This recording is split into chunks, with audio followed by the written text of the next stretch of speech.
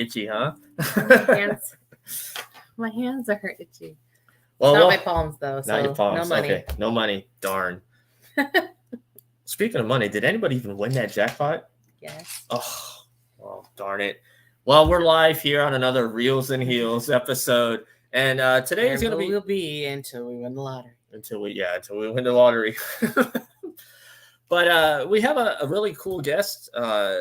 I always love watching his YouTube stuff, and I always say that he's the definition of enthusiasm, because if you watch his videos, and you did say this when I showed you the video first few times, that you wanted to just pinch his cheeks because he's always all bubbly and smiley.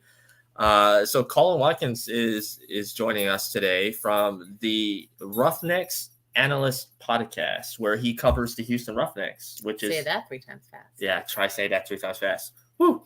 But he's also a fan of the XFL League in general. He's going to the University of Houston for broadcast journalism, so we'll talk about that and what that's like and how he got there. So I do want to say there's some interesting things in the world of professional wrestling I just want to get out, like that's crazy, and we'll probably talk about it on the next episode. But the whole, like, is Saudi Arabia buying WWE? Is Tony Khan buying WWE? Is NBC Universal? I mean, there's so many choices out there, and this is something I think we should talk about maybe on the next episode. Yes, I would just say right now that I hope Saudi Arabia does not buy it. Yes, anybody but Saudi Arabia. Maybe this guy should buy WWE. Should buy WWE. We should buy no. But here's his logo for a show. I love what he did there. Yeah, it's really cool.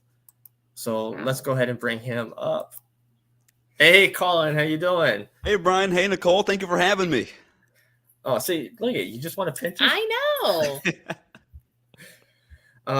But thank you for joining us. I know university life is crazy. You just got done with finals. How did that go? It was stressful. Of course, with it being my first semester at a new college, everything like that. It was stressful, but, I persevered. I got through it, and it went pretty well.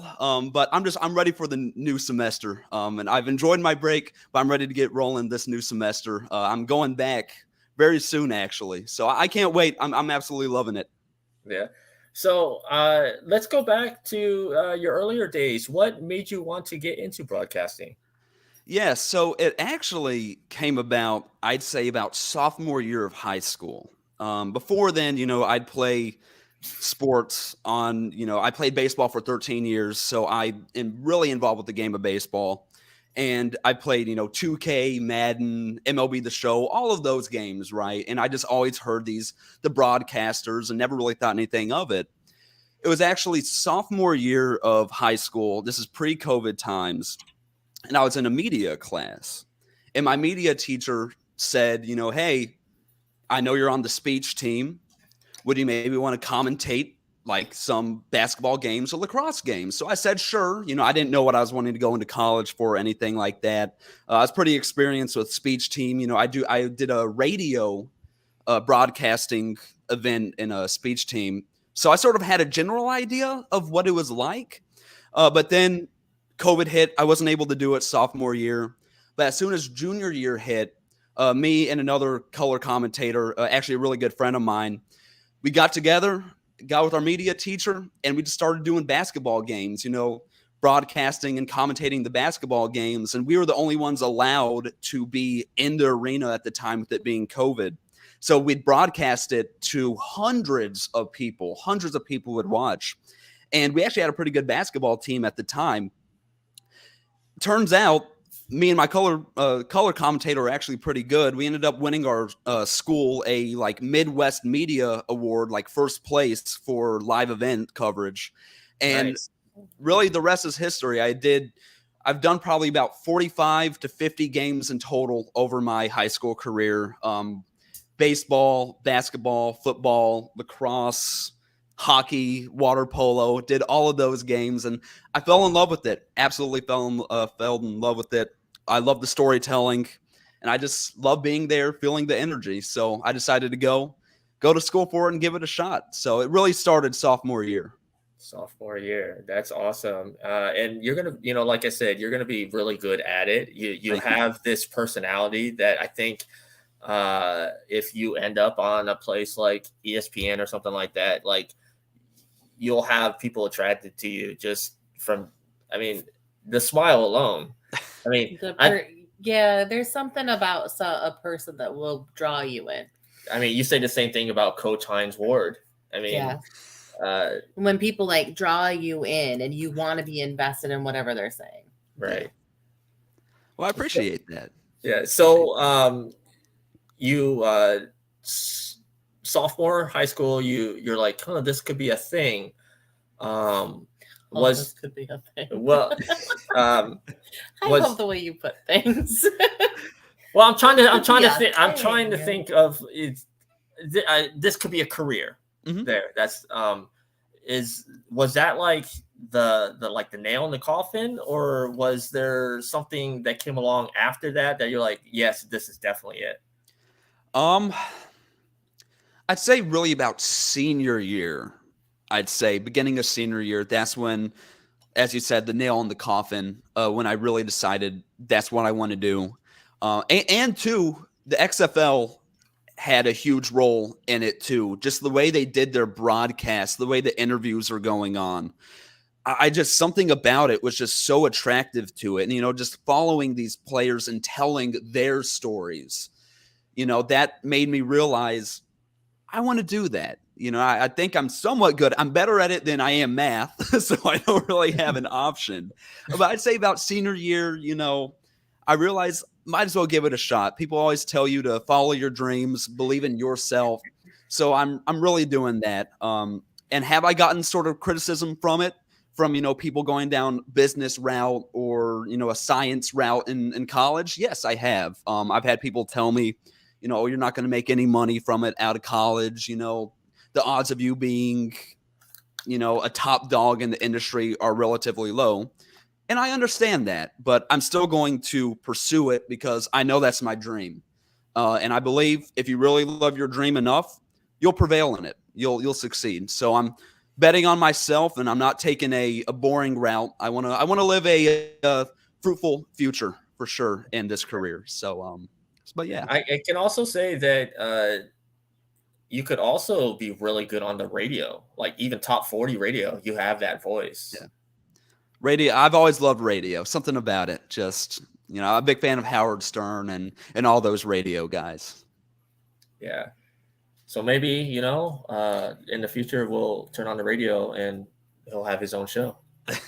That'd be awesome. That would be awesome. You're So, like, oh. Our friend John Henderson over there at Doomsday Crypt saying, "What's up?" Hey, what's up, Doomsdays? Yeah, so John, what he does is he's a big horror fan, and he takes a bunch of creators' stuff to horror shows. So, like, if they can't make it to a horror convention, he'll have their artwork, their sculptures, their whatever on his table, and he doesn't make any money on it. Like, all the money, like, it goes back to them. He's just there to promote. So we've become friends with him. Great dude. He's out of the Missouri area, so okay, not too far from you. Yeah, exactly. Yeah. So you talk about XFL, kind of. You love how they do their broadcasting. So you created this. Yeah. You want to go ahead and tell us how this came along? Yeah. So starting in sophomore year, I started following Instagram pages, following the Roughnecks. That's how I really got my news at the time. I wasn't as invested in the league as I am now, clearly. But I just started following people and whatnot. COVID hit, league done. I sort of forgot about it, but I was watching, The Rock and waiting for it to come back. And it was about last year during the USFL. I decided to make a YouTube channel. I think it was called the Spring into Football podcast or whatever. It was a spring football podcast. I don't think I ever released a video on it, but I, made predictions on the USFL. I followed the league leaders and I gave people news about it. But as Brian, we talked earlier, the USFL, I didn't like it as much as the XFL. So beginning of my college semester, my first semester of college, I decided I'm going to make a Roughnecks YouTube channel. I love the Roughnecks. They're my favorite football team. No one else on YouTube is doing a podcast on just the Roughnecks. It's a huge hole in the market. I'm going to try it. I think it'll be good for my career. And that logo you made or you put up, I made it in government class. Should have been paying attention, but don't worry. I ended up finding the class, but I made that sitting in a government lecture. And I've just been having a blast with it. You know, it's really a learning process. Contacting people, reaching out to people, like reaching out to you and Arlington and all these people in the spring football community who I've looked up to for so many years. It's great to now finally be entering myself into the spring football community and being able to talk about the team that I love, you know, every week, every video. It's really a blessing. It really is. So I'm absolutely loving it. Well, my inspiration for what we do is a gentleman by the name of John Campia, who he worked with AMC for many years with their YouTube channel, and of course moved over to Collider and does his own thing. And he's always said, add your voice to whatever it is, whether it's about movies, music, whatever. Just add your voice to the conversation. He goes, it doesn't matter if you have 1 follower or 1 million followers, just add your voice to the conversation. And that's what we did. You know, COVID hit. We did a special on like the Royal Rumble. That's when Edge came back from his 9-year injury. We didn't think he was going to wrestle ever because he had the spinal injury. And so we've been doing. I cried the day he left. Yeah. I cried. And so like the only other time I've ever cried over a famous person was Heath Ledger. The only other time. Like other famous people, whatever. I don't know them, but I felt like I knew them. Well, Robin Williams, I think, was like that. I didn't cry though. I think partially because I knew like the funny people are always the ones with the saddest lives. That's so I don't know. Yeah. But yeah, I cried. Anyways, in the world of professional wrestling. Yeah. So we we started doing the show and we just continued doing it. And we've had wrestlers on, we've had other podcasters, comic creators, filmmakers, and we just love listening to the journey. So let's kind of go back to when you were little. What kind of, TV shows and cartoons did you like watching? I guess when I was younger, first of all, I have a habit of people calling me an old soul. Like my soul and my personality does not fit my age. I've always been told that. And I guess it shows in what I watched as a kid. I never really watched any of the newer cartoons. Like I know at the time, like Amazing World of Gumball was popular, Regular Show, all those shows were real popular. I never really watched that. I was always a huge fan of Tom and Jerry, Scooby-Doo, like the original stuff, original Tom and Jerry, original Scooby-Doo. I loved History Channel, Military Channel, documentaries on World War II and Civil War stuff. A huge history buff. I love history. But when it does come to like some of the, I guess, newer stuff I watched, I was a huge Ben 10 fan. Loved Ben 10. I loved the Teenage Mutant Ninja Turtles, Transformers. I loved those 3, I'd say, were really the big ones. I had so many shirts, so many toys of all of those. But that's really all I really watched that I can really think of. A lot of older shows, a lot more than I think a lot of people my age would watch. The Andy Griffith Show, I'd watch. Everybody Loves Raymond. I watched those when I was a little younger than I am now. So it's always funny because like when people are older, slightly older than me, I'd say like 12, 15 years older than me, because it doesn't feel like it's a lot, but apparently it's a lot to them. So like they'll look at me and go, so have you ever watched whatever it was? So like we were having a whole discussion about Gilligan's Island the other day. And the guy turned to the girl that's younger than me. She's about 10 years younger than me. And he said, well, have you ever watched like MeTV? Have you ever seen Gilligan's Island? And she was like, yes, I've seen Gilligan's Island. He's like, oh, well, most people your age have never seen it. So we were talking about like censorship and how the things that they said back then, there was a lot more like you had a certain way you had to behave. And I said, well, yeah, because I Love Lucy, I think, was the first time that in the 50s and 60s that a person, they slept in the same bed, but they were really married in real life. And then the next time was the Brady Bunch. So we were talking about like things like that happened. And so we were all talking about how crazy it was that like some of the things they'd say, like in Bewitched and Gilligan's Island, and you thought they meant one thing and they really were like, was a double entendre or something like that. And you were like, oh, well, that wasn't what I thought it was when I was a kid. I was like, man. Yeah. I Love Lucy is one of my favorite shows. Yeah, that's a good one. That's a good one. And Happy Days was a good one too. Bewitched is my other favorite. Did you ever watch Happy Days? I loved Happy Days. Colin, have you ever seen Happy Days? Happy Days, I have not, but I know my dad is a big fan, I believe. I believe my dad is. Oh, man. So, but I think like when we're kids, like we were children of the 90s, like 80s and 90s. So we hold really tight to the things that we loved when we were kids. And then when they come out with something new, like I'm always really sad when I watch something that I'm like, this animation is terrible. I've met a lot of people that are around Colin's age or younger that still to this day say the 80s is still the best decade of movies. So that must be telling something. Yeah, a lot of people love 80s movies. My age. Love them. John Hughes pretty much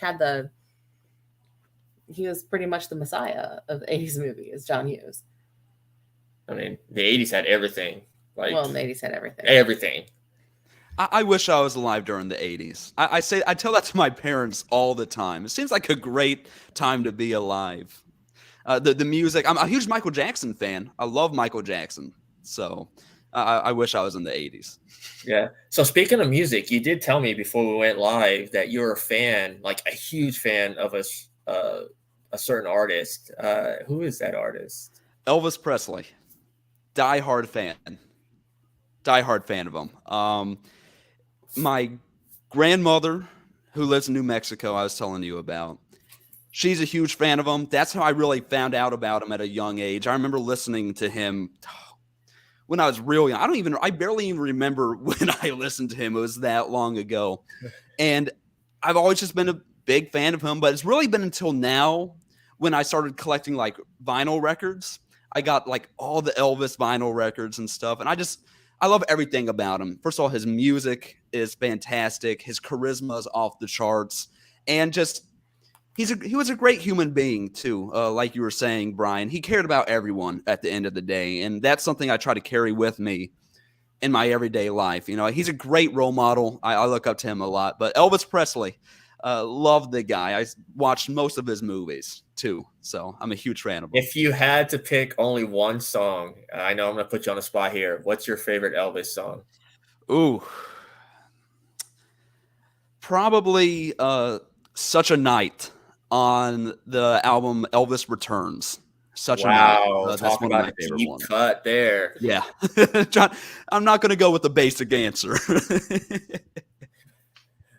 So we have Maria here showing some love. Let's see here. Oh, Anne is in the chat. She's one of our movie reviewers. She was born in 1972, but she said the 80s were iconic for her, especially in her teens. I'm sure. I think really cool decades tend to because I think we're inspired a lot by the 90s, but we were born in the 80s. And so the time you're coming into your own and you're a teenager, I think those moments define you. And when you're kids, this is my favorite thing. So the things that you liked when you were a kid and your kid ends up liking them and you're just like, oh, thank God, like you can bond over the weird stuff that you loved when you were a kid. So when you are with your family, what is like your favorite like thing to do with your mom, your dad, whatever, your brother, sister, anything like that? Yeah. So my family consists of me, my mom, my dad, and my older sister.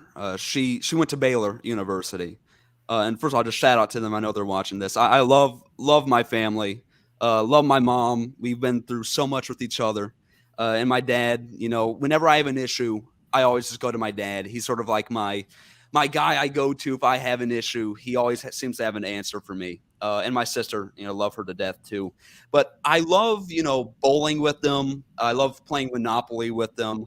And really just hanging out with them. We'll go see a movie every once in a while. And just, as I get older and older, especially as soon as college hit, it really hit me that, man, I'm going to miss spending every day with my family, being hours away from them. It's going to be pretty tough. But I just enjoy talking to them and just telling them about what I'm doing, asking about how they're doing, and just overall just being with them, because I love being with my family. And I make sure I call my mom and my dad every day in college. And I text my sister all the time. She's pretty much one of my best friends. Absolutely. So I love my family. That's a very important value to me. So when you're playing Monopoly, don't want to put you on the spot too much here, but does it get pretty brutal? For them, it does. I am known in the family to be the worst person to play Monopoly with, because I seem to somehow always win. And I usually win pretty big, and I'm pretty ruthless. So for them, it's pretty rough. A lot of times they don't want to play with me due to this reason, but you got to win, right? It's Monopoly. You got to win. You got to be ruthless. But I love Monopoly. Oh yeah. That's funny. We don't play Monopoly. The children don't like Monopoly. They said Really? too long. We play Clue's fun. They like Clue. Mm-hmm. There's 2 games they've played, Super Fight and Cards Against Humanity, the Family Edition. Okay. And since our kids are a little on the more, I don't know, maybe sarcastic side, I don't know. And it says Cullen always lands on Boardwalk and Park Probably. Place. Yeah. Your entire Yes. family. You're bankrupting your family. It looks like your sister's chiming in here. Oh, that's not real. That's not real. I've never done that. Our kids do that. They're like, we don't want to play anymore. Yeah, they're like, we're done. It's like, well, let's just put it on another table and we'll. No, they don't want to do it. So when you guys have a movie night, who usually picks the movie? Well, I'm sure like so many other families have this issue. It's so hard to agree on stuff. Me and my dad, we like the violent action movies. We like the war movies. I'm sure y'all understand. But my mom and I guess my sister too. It's usually me and my dad versus my mom and my sister in deciding, what movie to pick. So normally we just go to a movie theater with the newest movie out, and we just watch that. It's a pretty good compromise, like Elvis or Top Gun Maverick. Those are 2 movies that me and my family went to see a lot of. My dad, huge Top Gun fan, so he really liked Top Gun Maverick over the summer. But usually we go to a movie theater, and that's how we watch our movies, since we can't agree on anything. We cannot agree on anything. Oh, man. So what are some of your favorite movies currently, I guess? Currently, yeah. I'd say my favorite movie of all time is The Shawshank Redemption. It is my go-to feel-good movie. Just something about it just makes me feel like after I watch it, I feel like I can face the world. I love Morgan Freeman's performance in it. I'm trying to think what else. I love 12 Angry Men. That's a classic. Fell in love with that. I think I watched that over maybe in May of 22. 12 Angry Men, one of my favorites. That's really good too. And talking about favorite, Jack Lemmon, right? Jack Lemmon is in that movie. Yes, I believe so. And then talking about like favorite horror movie, like I was telling you, Brian, I sort of just started to get into it. I watched the first Halloween, it was like the first time I watched it. It was maybe a few days before like October 30th or 31st. And I liked it. And then I decided to watch Halloween 2. Absolutely loved it. I absolutely love Halloween 2. I'd say right now that's my favorite horror film. Just something about just the hospital aspect. Just the vibe is just so creepy and I love it. So now I'm going to have a tradition to watch that movie every Halloween. Hopefully I can watch it with my kids one day. But Halloween 2 is definitely one of my favorite horror films. Absolutely, it is. Yeah, everybody here actually loves horror. Oliver loves horror movies. So the first time he wanted to watch it. Brighton is not. He's kind of a chicken. Yeah, he's kind of a chicken. But he likes weird stuff, so it depends. Yeah, but Oliver, for the longest time, wanted to watch The Puppet Master because I have, I don't know if you can see, I have a shelf behind me full of movies. The spinny shelf behind him. Oh, wow. A whole section of horror movies. And Oliver would go over to this movie and he would pull it off the shelf every time and he'd say, Mommy, I want to watch the puppets. And I'm like, you can't watch that movie, sweetie. And he's like, why not? It has toys in it. I said, because that's a scary movie. And he goes, Mom. So he looks at me and I'm like, no. So we put him off until he was about 6. And I said, whatever, fine, watch it. So he's sitting there and he's watching it. From start to end. Mom, the toys weren't bad. The man was bad. I was like, okay, we'll see about tonight when you have nightmares. No nightmares. He was like, Mom, it's not real. I was like, okay, fine. Fine. That's, hey, good for him. It has no problem with horror movies. Like, what was the other one that he watched? And I thought for sure that he would be terrified, but he wasn't. Oh, he watched he likes My Bloody Valentine. He thought that was good. Yeah. He would rather watch something with he likes plot movies too, though. He doesn't just like people going and murdering people. Right. So I don't know. I was surprised, but there's some that he just wouldn't watch. He likes to watch Abbott Elementary with us. He's such a weird. He's like, Mommy, this is kind of funny, and I'm like, I hope you're seeing it from the kids. Yeah, you have a fan here. Oh, yep, that's one of my good friends from Chicago. Oh man. So let's see, horror. I'm gonna recommend some horror stuff for you. Let's hear it. All right, you have to see Suspiria. It's one of the best Italian horror films. Ooh. From the late 70s. I mean, it's cheesy, but it's got a great story. But Dario Argento is Argento. I cannot say his name. I don't know why. But he has a specific color palette he uses. So okay. It's a very colorful, surreal, very weird. It's a very weird trip. Yeah, it has to do with witches.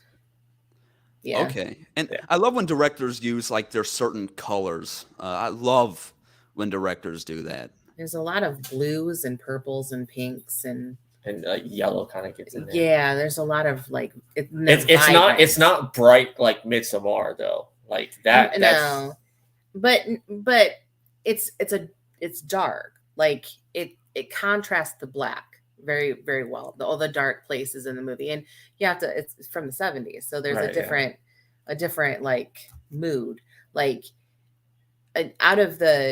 Out of a lot of the older movies, I think that one, it's kind of cheesy and a little corny, but there's really some unsettling moments. The music is good. And the music it adds to it. So yeah, it's an Italian band. They're called Goblin. They were really big in the 70s and stuff. They did the whole score. Let's see here. Let me recommend another movie here.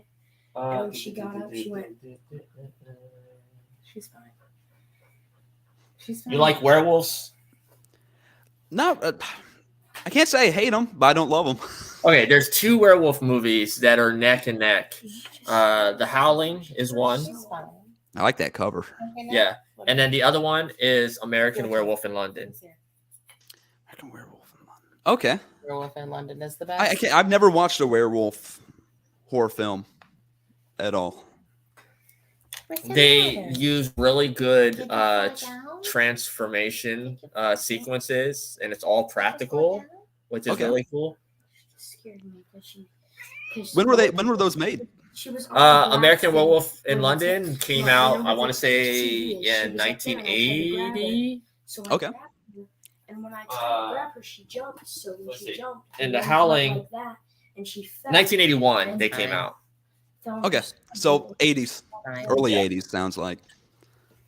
Yeah, and the director of American Werewolf in London went on to do the music video Thriller with Michael Jackson in 1984.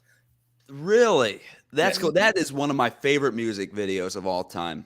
I love Thriller. And they recently, I know, was it the 40th anniversary of it? They like made it like 4K or whatever. It was mind-blowing to see it in just such good quality. It made the music video look just even that much better. That album still today, even with some of the big artists like Beyonce and Taylor Swift, that is still the #1 selling album of all time. As it should. I don't skip a song on that thing.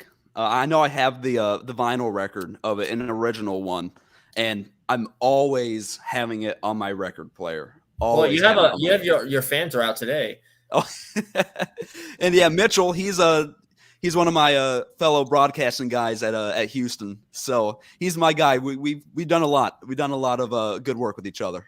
Yeah. And Sandy here, she's a Battlehawks fan. She's from St. Louis. Blackhawks. Sorry, I had CM Punk on the mind. I read Chicago. CM Punk and the Blackhawks. She is gonna be one of your rivals. Just letting you know. Yeah, St. Louis. Yeah, we're gonna be big rivals, but for right now, she said Thriller's awesome. We'll let it slide. We'll let it slide. I feel like the Battlehawks are going to be everybody's rival because they've got the longest, Yeah. So I need to show a couple things here that you've seen these, but I just have to show them again. Of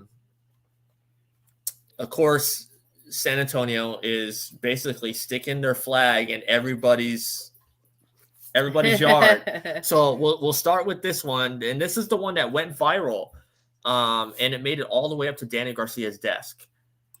Now that the XFL has finally released their schedule, this is a message for St. Louis directly from San Antonio. Now I know you all have your own little battle cry, something like "Caw is the law," but I can tell you right now that in Texas things are a little different. Caw ain't no law down here. In fact, we have our own little battle cry that I want you all to get familiar with hearing, because you're going to hear it a lot in the Dome.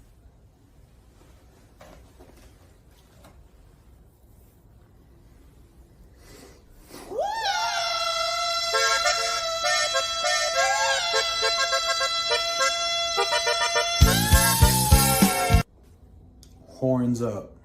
Go Brahmas. Be ready, because you don't know what's coming for you, St. Louis.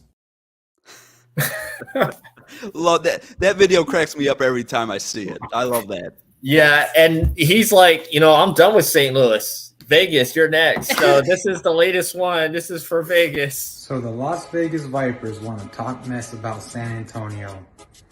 Let me tell you what we do with Vipers here in San Antonio. Now, we're pretty crafty with our hands here in San Antonio, especially with the animals that we hunt, which includes vipers. Now, normally, I'd give y'all a choice. You can either be a new belt, because I could use a new belt, or I can make it into a pair of boots. But I figured boots would probably be the best, so that way I can stomp what's left of you after the game and just put you out of your misery. Horns forward, go Brahmas.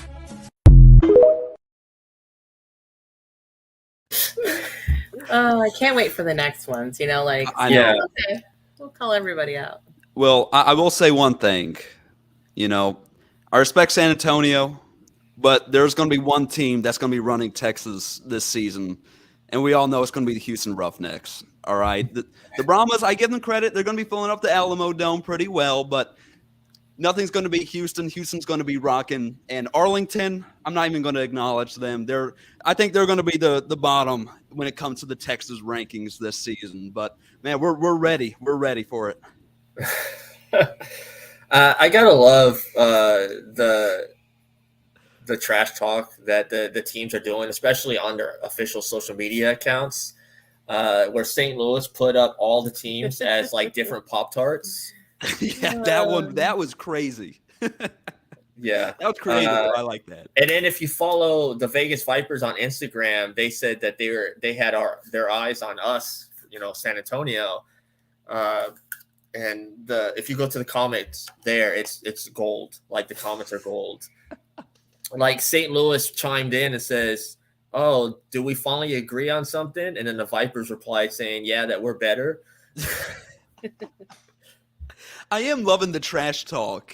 It's going to add so much to the league. Like I know, I think it was Seattle. They interviewed the players, and the Seattle players were talking trash about like Vegas and stuff. I think that's the stuff that's really going to make this league just this much better, because that's something the USFL, I feel like, didn't have. They didn't have this trash talk between the teams like we're seeing now, and it creates rivalry. That's what football is all about, between the fans and the players, And the difference is like you see it in the cities. Mm-hmm. Like when the USFL last year had a Tampa team, I didn't know. I didn't see any advertisements here in Tampa. Yeah. Oh, wait, because they weren't playing in Tampa. They were playing in Birmingham, Alabama. I mean, with the SFL, all these teams are including the cities. Like if you look at all their interviews with the coaches and even the players, like you said, they always are bringing the city into it. They are. And, I think a sport that does that so well is soccer. You look at in Europe and even like MLS, Major League Soccer in like North America, they do such a good job of making the city feel connected with the team. And I'm feeling that the XFL is doing exactly that.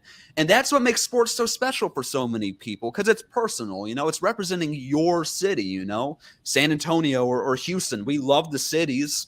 We're going to love their football team. It's just natural. And like you were saying with the USFL and Tampa Bay, no one's going to care. Maybe if you watch the USFL back in the 80s, you care. But for like people my age, I'm not going to watch a football league with the empty stadium of a team that's not even in my city. I'm sorry. So I'm loving what the XFL is doing right now. Yeah. Your latest video, you talked about your head coach and how he's a mastermind. Mm-hmm. You have plans for the next video after that? What are you going to be doing? Yeah, so I'm either going to try to get an interview. I'm not going to say who, but I'm working on it to get an interview set up as soon as I get back in Houston. I land in Houston.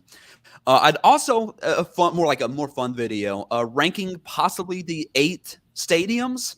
I'm actually in the process of making the list now, but then I realized this is a lot harder than I thought, because I really like all the stadiums that they picked. A little iffy on the Las Vegas one, Cashman Field, but other than that, I really like all the stadiums that they have. So that's a work in progress, but I really love to get an interview. One day, of course, my goal is to interview either player or absolute goal, a coach for the Roughnecks. That'd be a dream. Man, okay, I'm gonna put you in a hot seat. If you get your head coach as an interview, what's the first burning question that you want to ask? I want to know, what's the difference between coaching in the NFL and coaching in the XFL? Between just the general atmosphere, but also just the type of players, is the energy different? Because that's something I've always been curious about, that I've never experienced. What's it like being around NFL guys who are already making millions a year versus these young and hungry XFL guys? What's the difference in that? I'd love to know that answer, and I feel like he'd be able to answer it pretty well. So that I've been thinking about it, and that would be the first question I ask him, because I'm curious about it. I know a lot of people probably are too. Yeah, I think we've had this discussion that we're going to see a better game because these players are not there for the millions of dollars. Yep. They're there to show their skill Mm-hmm. and to play the game, which Yep. is how it used to be, even before we were born. Yeah. And a lot of people say the same thing about baseball. Like, it seems like now baseball is just about the money. Mm-hmm. Yeah, you see these guys getting, 12-year, $360 million deals. As a fan, if I have that player on my team and we don't make the playoffs, I'm going to be upset that my team didn't make the playoffs. But is that player really going to be mad going home to his multi-million-dollar mansion? That's where I'm at. And that's actually another big reason I got into the XFL in the first case. As a Texans fan, that's, first of all I really have to say. But, as a Texans fan, especially – yeah. And especially being in Chicago too, I didn't really get any of the Texans games airing. So I really never really watched a lot of the Texans, which is why I was never really as connected to them as I am the Roughnecks now. But, like watching Deshaun Watson, he does bad in the playoffs. He's, at the end of the day, he's making millions of dollars. I want a team and I want players like PJ Walker, who I have right up there, who is trying to prove himself, not getting paid a lot, and I respect that. I respect the hustle, and I respect the grind and the underdog stories of these guys instead of watching millionaires play, Yeah. I think that's perfectly said. I think. Yeah, because these guys know what it takes. And because, like, they've tried out and they didn't get the call back. Mm-hmm. They're like, okay, well, this is a second chance, and now I can hone skills and bring. I mean, look, a good example, especially this year, if you look at the NFL, look what the Broncos did. How much money did they spend for Russell Wilson? Oh, yeah, they gave up so much for Russell. How'd that turn out? Awful. I mean, I know the saying goes, you're only as good as the people around you, but I felt like the Broncos had a pretty good team around Wilson too. Like they weren't. It's not the Texans. They're not the Texans. They have some good players on that team, but it was very disappointing to see Russell Wilson. I was hyped for him. I drafted him on my fantasy football team. Released him after like week 4, I think. So I'm going to introduce a segment here. Last night, our XFL reporter kind of did an introductory video where he's going to talk about the quarterbacks. Awesome. And the name of the show is XFL Hot Route. He said hot take, but we kind of changed that because everyone uses a hot take. Hot take for movies, music. It's overused. Yeah. So this is our reporter here with the quarterbacks. Good evening, everybody from Reels and Heels. My name is SAJ, and I'm coming to you live from my XFL think tank, where we're going to be doing our first episode of our new segment called XFL Hot Take, where I bring you all the latest news and updates from anything to do with the XFL. As you guys probably know, training camp has started. There's been a lot of good things coming out of it. We don't really know what the rosters look like, but there have been some projections. So that's kind of what we're going to talk about tonight. So going with the XFL rosters, we're going to look at the quarterback situation because there's going to be a lot of heated battles for that coveted starting position for all teams. Now, our friends over at XFL Center projected a few different scenarios, but their final projected lineup had some really good quarterbacks in it. And so we're going to talk about those quarterbacks tonight and what that potentially means for each team. And in no particular order, we're going to go ahead and start with the St. Louis Battlehawks, or as us San Antonio Brahmas fans have come to lovingly know them, the Battle Chickens. So their starting quarterback is going to be A.J. McCarron. who is a great quarterback for Kent State. His career started out kind of rough, 13 games, 0 starts, 30 completions, 48 attempts, 62.5 passer rating. That's pretty good for a starter, especially in college level. He wound up finishing his career out with 689 completions on 1,026 attempts, rather, with 66.8 quarterback rating and a total of 9,019 yards. That means this cat knows what he's doing. He can definitely throw. He definitely has some XFL experience. Some NFL experience. Looks like he played with the Bengals for a while, and then bounced around in the NFL trying to find a backup position. Didn't really do so great, but he's going to be a little bit older of a quarterback. Means he's probably going to be a little bit slower, but he knows what he's doing in the pocket. So he's going to be able to read defenses pretty well. That means that St. Louis is going to have a pretty incredible attack on the passing game. So defenses need to watch McCarron. They need to watch his eyes. They need to watch where he's throwing, what his habits are, and they should be able to hopefully neutralize that, or at least somewhat keep him contained. So our next cat is going to be Reed Sinnott for the San Antonio Brahmas. Reed also has some NFL experience. Looks like he played in I cannot find a whole bunch of information on his college career, rather, but it does look like he did one season as a starter, and he had a 66.9% passer rating for 3,528 yards, 32 touchdowns, and only 10 interceptions.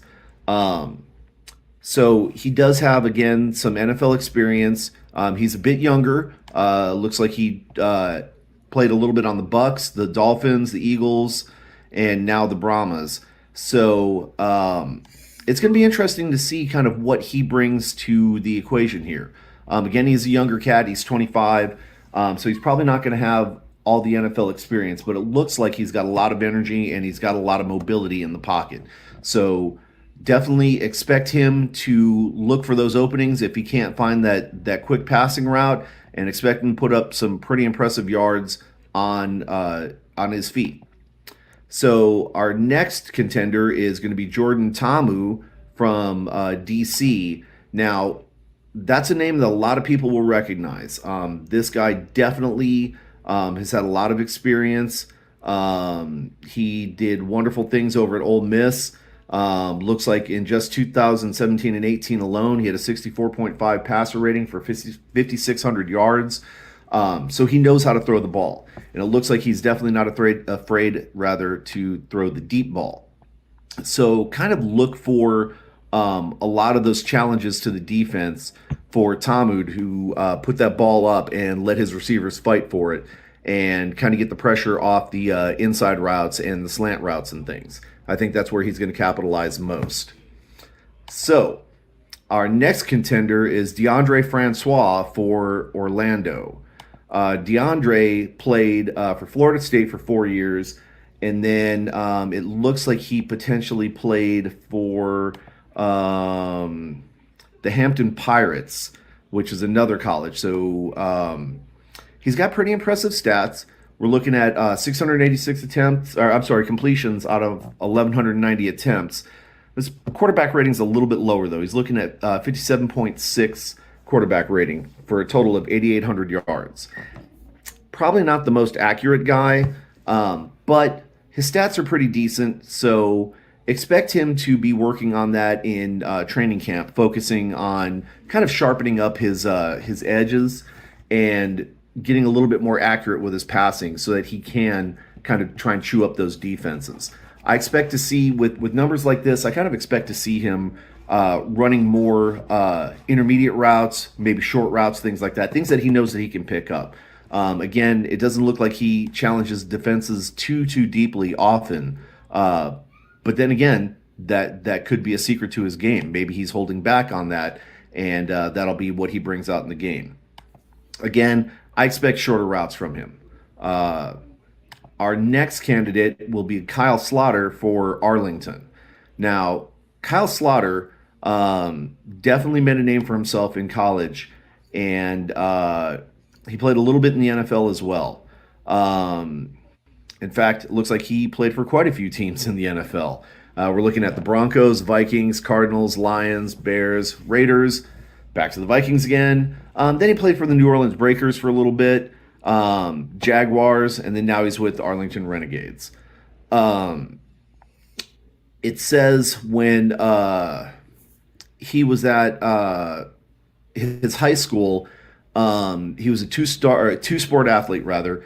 He played baseball and football, and he basically set nearly every record at his school with 9,200 total yards, including 6,000 passing yards, 3,000 rushing yards, and 87 career touchdowns. Again, that's in college. That's in high school. At Southern Miss in Northern Colorado, he finished out his career.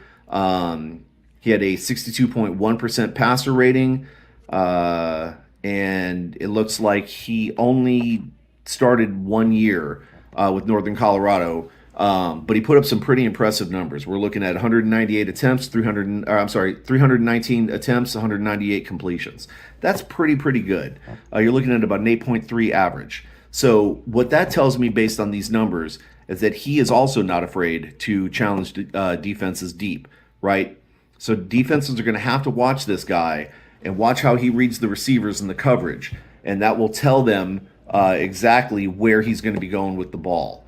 But then again, he's got a decent 40-yard dash, 4.79. So he's not, again, going to be like the fastest quarterback, but he has the ability to scramble, right? So they're definitely going to need to watch out for where Kyle is going with the ball, try and read his eyes, try and contain him in the pocket, and they should be able to keep him shut down. Now, our friends over in Houston, they picked up Brandon Silvers as their projected quarterback. Brandon Silvers is looking at fairly impressive numbers. We're looking at a career total in college of 1,503 attempts with 968 completions. He did a total of 10,677 passing yards. That means this cat knows what he's doing in the pocket.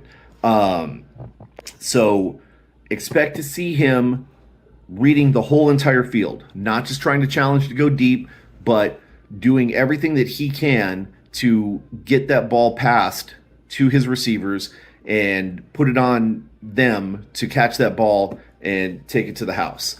Again, his passing percentage, his quarterback rating, 64.4% accuracy, means he pretty much knows what he's doing. So he's going to put that target or that ball right on target, right in the receiver's hands, let them grab it, let them fight for it. So defenses are going to need to plaster those receivers. They are going to need to contain this guy in the pocket, keep the receiver smothered, and they should be able to contain him. But that is a two-sided war that most people are not able to win. Defenses cannot plaster receivers and keep the quarterback contained because you have to pull coverage on one side or the other. So it's going to be interesting to see what Brandon does when he actually gets his first snap out on the field. So Seattle has a very well-known name. They've got Mr. Ben DiNucci. And Ben DiNucci has been all over the place. He definitely made a name for himself with Pittsburgh in college. Looks like he finished out his career there. 91 completions on 167 attempts. It's only 54.5% passer rating, but don't let those numbers fool you. DiNucci knows what he's doing. He can be a very dangerous weapon on offense. I'm sure he's working on his accuracy in training camp to get even better. And what I expect to see from him is a lot of short and middle routes, kind of trying to take advantage of those gaps in the defense as they transition. And I don't see him necessarily being a great mobile quarterback, but I definitely see him as being one who's going to look for those advantages, those missed opportunities for defenses to shut down receivers in the short and middle yardage, and I expect him to be right on top of that, taking advantage of it. So our last candidate is going to be Brian Scott for the Las Vegas Vipers. This guy's done some pretty impressive stuff in his career in college as well. I don't see that he had any any NFL experience, but he definitely played some in the Canadian League, CFL, and maybe some arena football, it looks like. But his career stats in college looks like he had 763 completions on 1,205 attempts, 9,000 yards, give or take, total, and looking at an accuracy percentage of about 63.3. So again, this is going to be another candidate who definitely knows what he's doing. He knows where to put the ball so that the receivers can get it, and then let them continue to gain yardage, fighting for the ball, getting ahead of defenses, things like that. What I expect to see from him is just well-placed balls all over the field, right? He's going to look to see where those mismatches are. He's going to try and take advantage of the safeties and the cornerbacks, light them up. The linebackers, if they're out of position, he's going to light them up on short routes. He's going to be just an accurate quarterback, I expect to see. So, with that being said, I really think that if the XFL does in fact go with these projected starters, that we're going to see some very good quarterback battles, right? We're going to see a lot of, great plays, a lot of good deep balls, a lot of good receivers taking advantage of defenders being out of position, things like that. So from a defensive standpoint, the defenses really need to watch these quarterbacks. They really need to keep them contained. They really need to watch out for, miscues, misreads, things like that, because any one of these quarterbacks is a dangerous quarterback and will take advantage of you. Whether it be deep down the field, 5-10 yard routes, things like that. They're going to be all over the place. Again, I don't see too many candidates here that are going to be, big mobile threats like some of the quarterbacks that we see in the NFL right now. However, that doesn't necessarily mean that's not going to happen, right? That could be something that they're working on developing. One of the things that are one of the extra tools in their toolboxes that they're trying to develop so they can, in fact, get in the NFL. Because remember, the XFL is essentially a gateway to get into the NFL. And that's what a lot of these players, Ben DiNucci, guys like that, Tamu, they're hoping to refine their skills or sharpen what they have to be able to get over that hump to get back into the league, right? So again, that's, going to be my take on what I'm expecting to see from the NFL. And definitely thank you guys for stopping by, taking the time to join me here. I will definitely be bringing you another segment soon. If you want to follow me on Twitter, the handle is SAJ_TTL. And again, thank you for stopping by, Reels and Heels family. This is the XFL Hot Take. Appreciate you guys. Have a good weekend.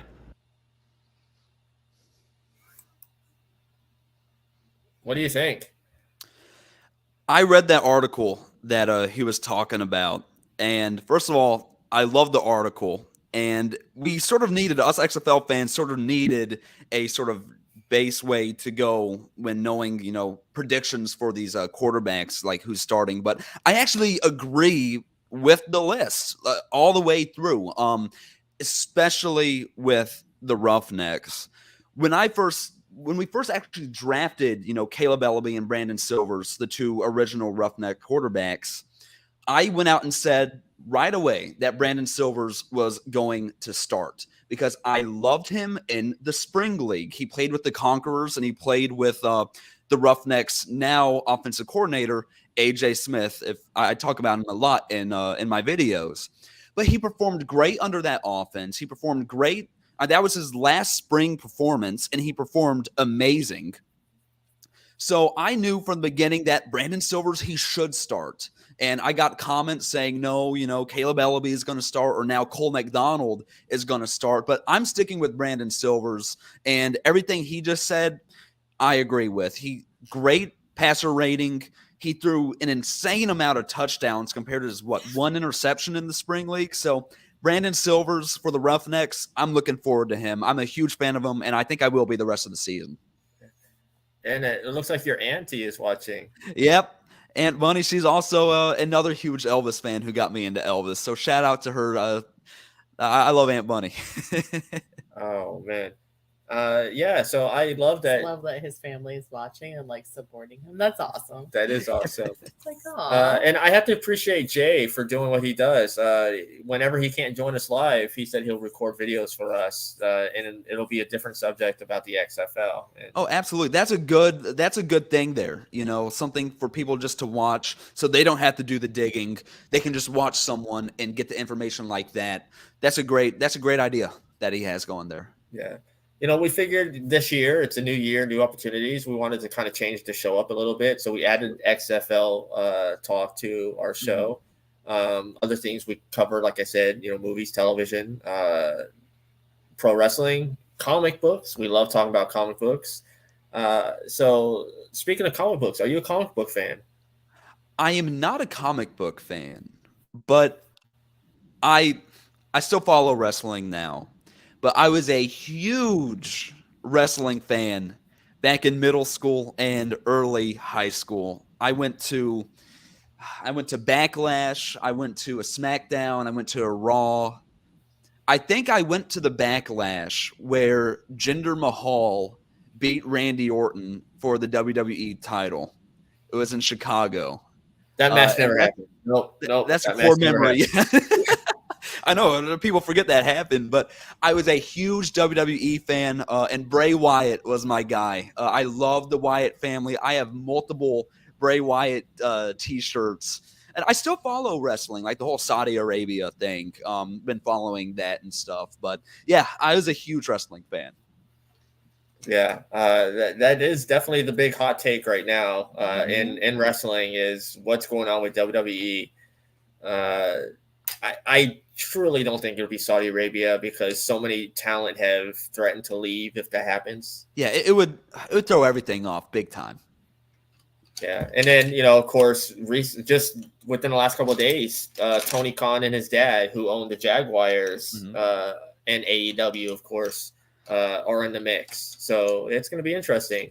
Hey, it's throwing things around big time. That's for sure. Yeah. I was kind of talking with some friends, and I even brought this up to Nicole. It was like maybe this whole like Saudi Arabia thing, and like even throwing in Tony Khan's name is to drive up the price of WWE.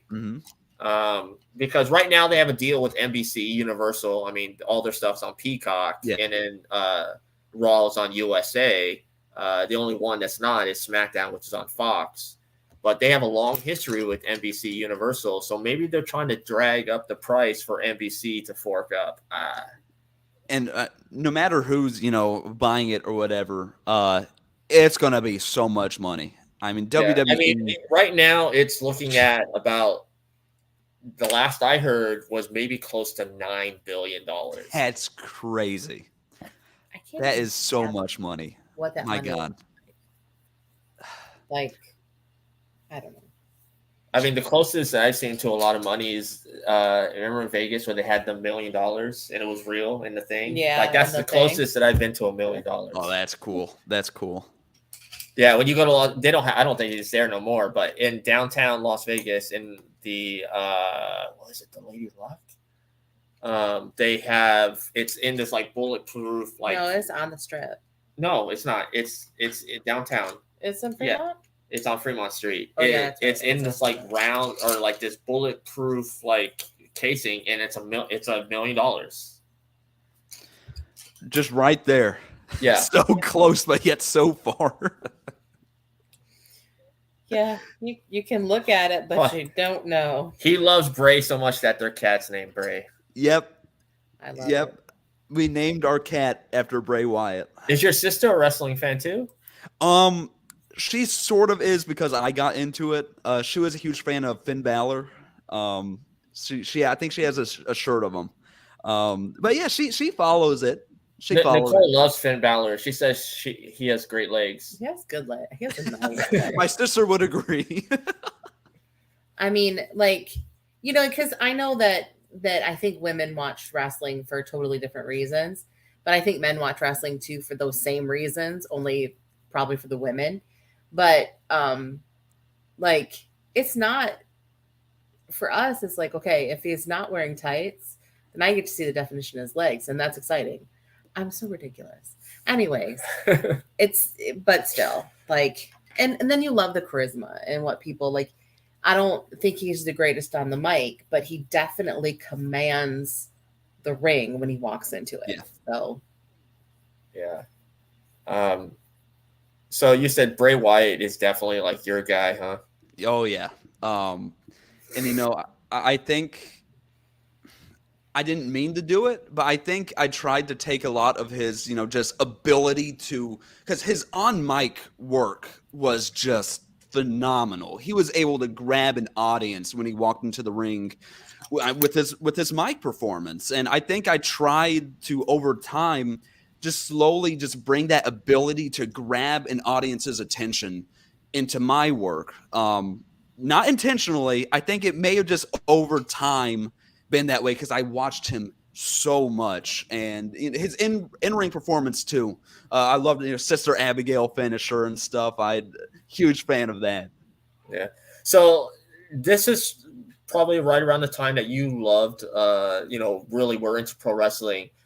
The greatest RKO of all time was Seth Rollins when it WrestleMania, right? WrestleMania. It was the one in San Francisco. It was Seth Rollins and Randy Orton and Seth.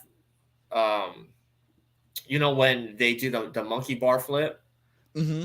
and he flipped them up in the air, and then when he came back down, he caught him in the RKO. That is the greatest RKO of all time, no doubt.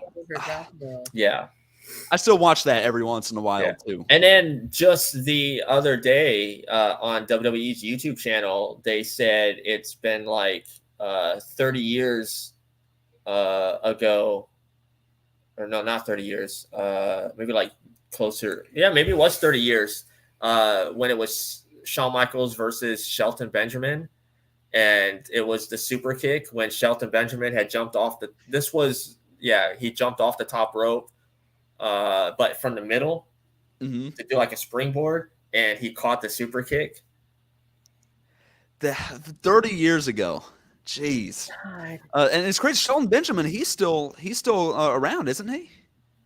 Yeah, he's on Raw. He's part of MVP's group called the Hurt Business. Because I think I sort of slowed down watching right when Shelton Benjamin came back. A little after he came back is when I slowed down. Really like watching it every week.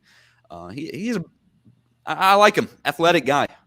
Yeah, I mean, this household, the majority of us love pro wrestling. I mean, I've been a pro wrestling fan since Hulk Hogan, like since the first WrestleMania. Wow. Yeah, the kids go in spurts. Like Oliver wants to be a pro wrestler, though.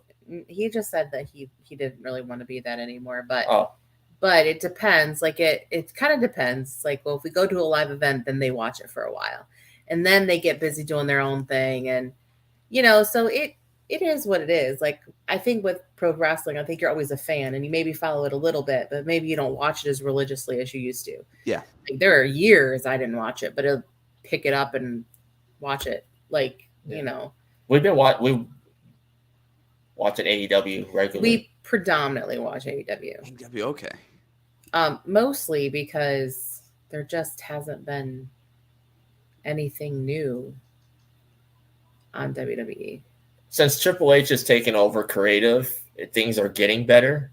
I mean, we'll watch the Royal Rumble because it's the Royal Rumble. Yeah, I mean, that's my favorite event. That's not WrestleMania. I think honestly, the thing that makes me the most angry is that when you sell someone as a figurehead of a faction and then you replace them with somebody else, even though you didn't actually say that she was the person, then you like put Finn Balor in the place of being the leader, which I'm not saying that he couldn't be. I'm just saying that it was Rhea Ripley's baby before Finn Balor came in. So how are you going to take that away from her? I just think it's unfair to steal her thunder.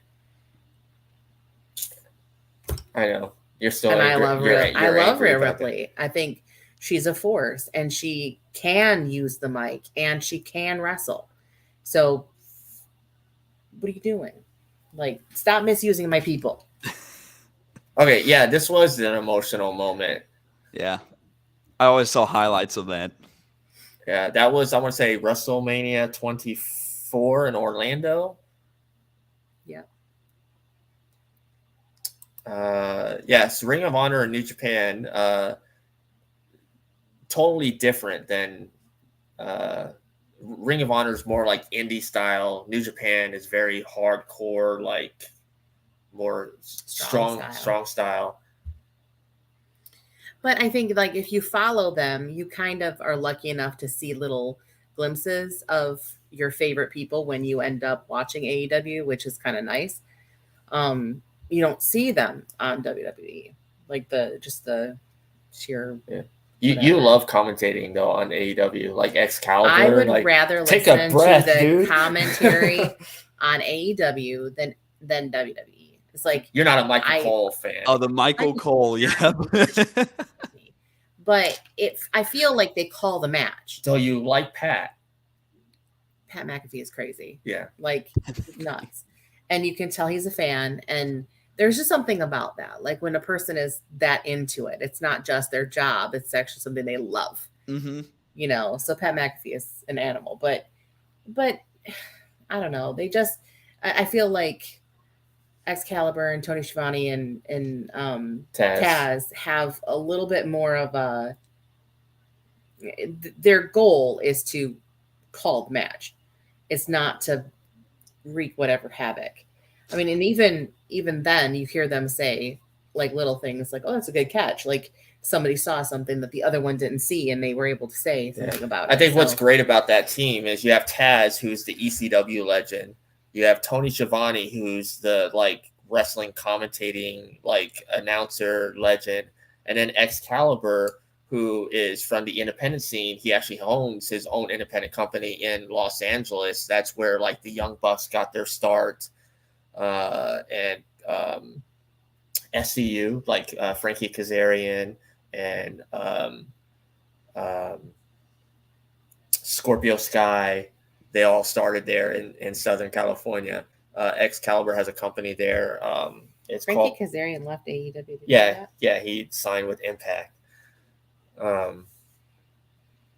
But having like the three mesh together, and then sometimes you have Chris Jericho out there, of course, from Rampage, who's just yelling. But although Chris Jericho, I have to say, like, even though he is a heel, he reinvents himself so much. He does give props to the people that are out in the ring. He calls the match, even if he makes his own side comments. He at least calls the match. Yeah, right. I like Chris Jericho. Always been a big fan of him. As opposed to like Corey Graves is really smart, but I hate listening to him on commentary. Yeah. Like, I don't need another Jerry.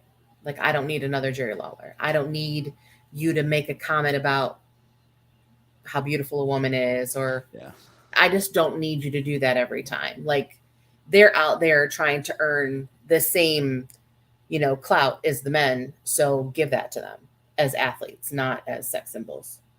Right. So if you ever get the chance when they're in your neck of the woods, whether it's at home there in Arlington or in Houston, go to an AEW show. I would love to. Tickets are cheap. They're not expensive. And the cheap ones, they're not in the nosebleeds, by the way. Like good seats? Yeah. Yeah. Not floor seats, but usually like that first level. Well, up. Even their floor seats aren't that expensive. Yeah. So if you wanted to sit on the floor, even though I think floor seats are subpar unless you're ringside. Right. That'd be cool. I'd love that. I've only maybe watched AEW 4 or 5 times. I've just seen it on TV, and what I've seen, I like it. I don't see anything wrong with it. So I'd love to go to an event. There's something about live wrestling that is just the atmosphere in there is unbeatable. I love live wrestling. Yeah, when you're at a live wrestling event, you like everybody. You feel the energy from everybody. Oh yeah, big time. And because AEW wrestles in smaller venues, it feels like you're closer. Yeah. Like when we were like in the mid sections, and Bobby Fish came out, and the girl above us is just screaming like something about it smells like fish. And I know he heard her because he looked up, and I said my own colorful commentary on that too. But but I was like, what the hell? Like, you're just surprised at the fact that somebody is, having a conversation with someone who you don't think can hear them. But yeah, it was quite interesting. That is a lot more intimate. Yes, definitely. It is. Yeah. They were having a good time, I think. Yeah. So definitely, follow them to see when they're in your neck of the woods, and absolutely take the plunge if you can. And like I said, they're on TV. We're not endorsed by AEW or anything, but they're on TBS every Wednesday. Should be, because we sing it at 8 p.m. Eastern, which is 7 p.m. your time.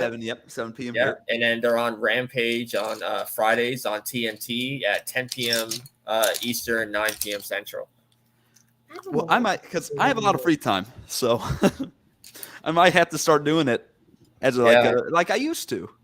I mean, last week on Dynamite, we witnessed one of the greatest ladder matches of the last 5 years. Love ladder matches. It was the Elite versus the Death Triangle.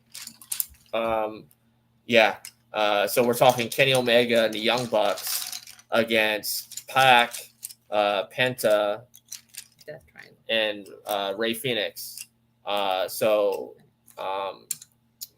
The two are brothers and are luchadors, and then Pac is British, British strong style. Yeah.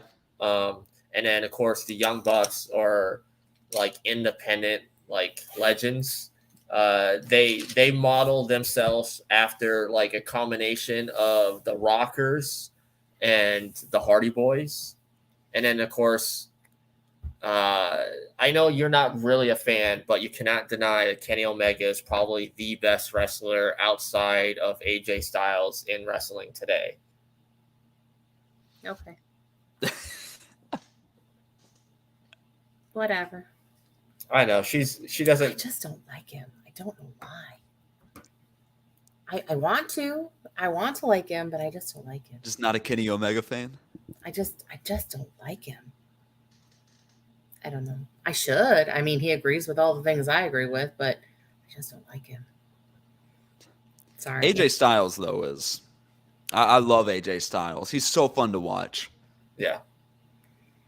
AJ Styles. It's so funny because, he's just one of those guys that no matter if he's a face or a heel, you just don't care. Yeah. You can't help but cheer for him when he's in the ring because he'll do every possible thing. Yeah. My dream match is AJ Styles, right now, against Shawn Michaels in his prime. Ooh. That would have been a rocking event. That would be cool. That'd be nice. Yeah. I mean, granted, I have a skewed scope of who I like. So, I mean, your Edge is your guy. Edge is my guy, and he'll always be my guy. But I was also a big Hardy Boys fan, and I loved Lita for a gajillion years. And I love Christian, but I want to believe somewhere in my heart of hearts that he's not the douchebag that people say he is. And I just don't think I want to meet him just in case it's not true. You like Darby Allin. I like Darby. Just because I don't know. There's something about the people who will put their everything out there to just love what they do. Wardlow. Wardlow's hilarious. You thought, one thing when he was with MJF, and then you find out he's not. I love Ethan Page, but I wish that he wasn't with Stokely and all that nonsense. But whatever. I mean, it is what it is. Yeah. Whatever gets some more airtime. So now we put this in your zeitgeist there. You're going to have to check out some more AEW. Absolutely. I am going to have to check out more AEW. Oh, she said he was cool. Christian was cool. Nice Okay, and cool good. to me. Well, I there you don't- go. You have your answer. I hope it was just a bad day. You know, you're entitled to have a bad day even when you're famous, but you know, because I did have a pretty sour taste in my mouth for the first time I met Bret Hart. So Yeah. he was kind of douchey. Have you met any famous people? Let's think. Well, talking about like wrestlers, me and my sister were at a Comic-Con in Chicago in like maybe 2018. And we did Was that like C2E2? what's that? C2E2, the convention? You said Chicago, so I'm saying C2E2, I think, is the big show there in Chicago. It may have been because the Hardy Boys were there. Okay. And I was able to ask them a question. I think I asked them about something about Bray Wyatt. So I say I met the Hardy Boys. Other than that, I can't say I've really met anybody famous. Like I wish I could say I met a baseball player or Carlos Correa. He was the shortstop for the Houston Astros. I met him and he got an autograph with him and a picture with him. Other than that, I think that's really the most famous person I've met. So let me ask you this, because you talk about the Houston. What was it like living there or being there in Houston when the Astros won the World Series? Like, what was the vibe in the city? It was Well, it was a funny story because I went to game 1 of the World Series, and that's the game that we lost. But I'm glad I went. It was a great atmosphere, whatever. So the series goes on, and game 6 hits, and in the back of my mind, or I think it was game 6. Back of my mind, I'm like, okay, we could win it here, you know? So I think it was about the fifth inning. I get one of my friends, and I'm like, we're going to downtown. Let's go eat. We're going to go watch the game. If they win, I want to be downtown, right down the road from Minute Maid, win or if we win it. Right when we get off the metro, we hear people scream. We're like, oh, what's going on? And it was right when we got off the metro train. Yordan Alvarez hit that 3-run homer to dead center that gave them the lead. And you just heard, restaurants and buildings all around you just erupt with screaming and clapping. And when they won it, pretty much like a riot downtown. We were literally like right down the road from Minute Maid Park. And when they won, like the final out, people were, of course, screaming, throwing water, throwing drinks. And then everyone just started like a mass migration towards Minute Maid Park. You couldn't drive your car. The metro trains couldn't go. Cars were having to go over like medians to turn back around and stuff. It was just crazy. People climbing on top of like the stop and go walkway signs, and all the SWAT cars were there and stuff. But it was crazy. I've never seen a city like that before. It looked like a full-blown riot, and like people on top of cars and dancing. It was crazy. Oh man. I never had to I was never living in a city that had won anything like that, but I did live in San Diego when the Super Bowl came. It was it the Green Bay Packers and the Denver Broncos? And the city was a madhouse. Like you had all these like cheeseheads there, and Yep. had all the people from Denver come. So I mean, let's see. Brett Favre was still the quarterback at the Packers, and it was Elway was the Broncos quarterback. Oh, that's a nice Super Bowl. That's a good Super Bowl. What was it? 97, I think it was, because it was in San Diego. It was an adventure there. I think that's the Broncos won because I think they won back-to-back Super Bowls. I'm sure having a Super Bowl, because I know it was in Houston like years back. I wasn't there, of course. But I talk about bringing people to your city. Have a Super Bowl there, like you said. All the cheeseheads. Living up in Chicago, I knew a lot of Packers fans, and they are a different breed of fans. That's for sure. Packers fans, they will die by their team. Like literally, they are some of the most passionate fans I know. Well, I mean, last year in Tampa, we had the Super Bowl, and I don't care what anybody says. I thought the Weeknd's halftime special was great. Oh, it was. I loved it. I know there was a lot of people who were like, what is this? I was like, dude, that was perfection. Yeah, especially given the resources and the time it was in. Yeah, I mean, really we were still kind of in the COVID thing then, and I did like that. That was a good performance. Yeah, he's an artist like Michael Jackson was. Yeah. Yeah, or I Prince, agree. Someone that's like dedicated to the art form of music. Mm-hmm. So we've had you on for almost an hour and a half, and this has been fun. I think we've learned a little bit about you, and you've learned some stuff about us. Absolutely. I'm going to give you one last thing here. Why should people tune in to your podcast on YouTube? Why should people tune into my podcast? Well, first of all, my podcast isn't just for Roughnecks fans. I like to say it's just for XFL fans in general. I cover everything Roughnecks, first of all, though, whether it be analysis on games to just the general news of the league. I cover it all. And if you're wanting to get into the XFL, if you know nothing about it, you can still watch, because I have a lot of videos, introducing the team names, the logos, the uniforms. So I just describe a lot of the stuff, easy to understand, but also for the more diehard fans, like during the season, I'll be going over predictions, betting odds, analysis, end of game interviews. Hopefully I can get to that point, but it's just for if you're a Roughnecks fan or an XFL fan, you got to watch the channel, because I have a lot of things planned too. And really, if you're a Houston fan, there's no other channel out doing what I'm doing right now. So, it's the broadcast, from my understanding, aren't really doing the analysis that I'm planning on doing. So this is going to be more in-depth analysis to really understand the team, understand the game, and understand the players. That's awesome. Yes, definitely tune in to his show. It is really good. Like he the enthusiasm as he's explaining everything is just like off the charts. And a little birdie had told me that it looks like an ex-fan show appearance from you is possible coming up soon. Yep, here. Absolutely. I'm looking forward to that. I'm ready to talk about some XFL football.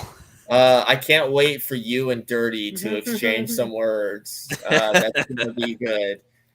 And the other night when we were watching that shit, whatever one you had on, their happy hour or whatever, it was hilarious because Dirty is the voice of reason. Yeah, usually it's Arlington. What is happening? Arlington is just laughing, but Dirty is being the voice of reason, and I'm just like, I'm so cool, happy that I've hooked you and Arlington up. Arlington's a good dude, and he's one of our new friends there in Texas. And then so when we get into San Antonio and things get settled down and all that, we would love to hang out sometime with you, Cullen. Oh, absolutely. I'm so glad I met y'all. Y'all are some great people. I love y'all's passion, whether it be about wrestling or now XFL. I love that. And I think all of us can be great partners moving forward. I can't wait to collab with all of y'all. And Arlington, I'm probably going to have a phone call with them later today about, the X-Fan show and whatnot. I can't wait, because I love to talk about XFL football. So. All right, Colin. Well, go ahead and drop your socials. Let people know where you can be followed. Absolutely. Well, you can follow me on Twitter, Cullen _ Watkins. Same thing with my Instagram, Cullen _ Watkins. And on YouTube, the Roughnecks Analyst Podcast. Follow me on all those, and trust me, you'll be in the loop about the XFL and, in particular, the Houston Roughnecks. But Brian, Nicole, thank you so much for having me. I was looking forward to this, and y'all did not disappoint. Well, I appreciate you taking the time to join us. Minus the dog and the children. Minus the dog, yeah. I'm going to close this out. So stay with us, and then we'll say our goodbyes after the show goes off the air. But until next time, it's time to ring that bell.